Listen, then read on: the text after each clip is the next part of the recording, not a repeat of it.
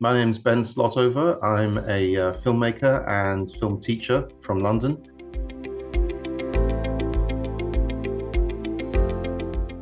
I made my film Shush in Vienna with a friend of mine. We only had a digital stills camera at the time, and we wanted to make a film which was just purely still images. Obviously, a big influence was La Jetée by Chris Marker, and but we didn't. The subject matter was completely different. The subject matter was about someone who thinks there are listening bugs in his walls. So him and his friend go around destroying things in his apartment, looking for them. That was influenced by The Conversation, the film The Conversation. Now the other thing, we restricted ourselves, not just only using still images, but because of the subject matter, we decided there would be no dialogue in the film either. So because they're worried about being listened to by bugs. So with no dialogue and with only still images and sound effects, we created this film. And I've got to say, in terms of festivals, it's probably the most successful film I've made to date. And I think the fact that there was no language and the story was told just by pictures and sounds made it quite universally appealing.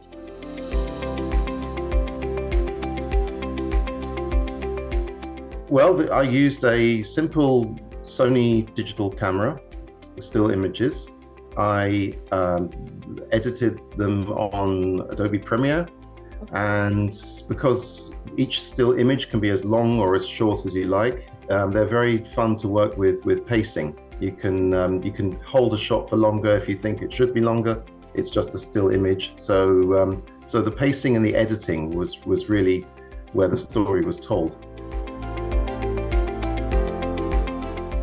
It was quite an early film festival experience for me. I don't think I'd been to, my film had been to a film festival as large or prestigious as ÉCU at the time. I was very excited to see it, that it was getting a screening in Paris.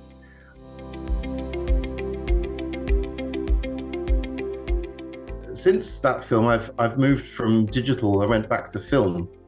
Because I started off with lots of Super 8 films and stuff when I was much younger, and then I had a video camera, and then I was shooting video all through the 90s and early 2000s, and then I got back into Super 8 again, and I've made a few films on Super 8, but actually I started developing my own films, and then since 2013, for the last 10 or so years, I've been teaching people how to shoot and edit on I've got one right here on the Super 8 cameras, and I taught group workshops and one-on-one, and it's just become my profession now. During COVID, I started a YouTube channel where I talk about cameras and film cameras and Super 8 stuff. And I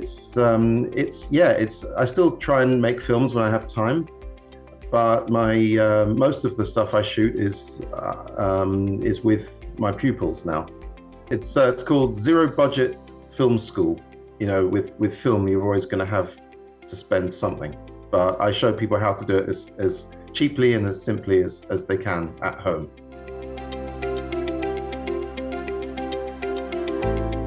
The biggest, most practical advice I can give someone is don't use any copyright music in your film. That if you have copyright music that you don't have the rights to, it's going to cause you a lot of trouble further down the road.